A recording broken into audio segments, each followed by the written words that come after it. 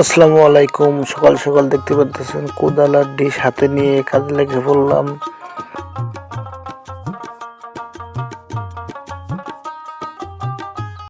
আমাদের নিজেদের গরুর থাকার জন্য একটা ঘর প্রয়োজন ছিল,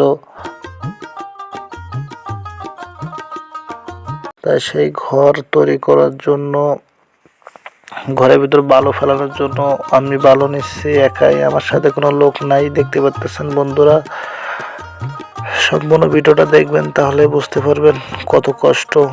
দেখেন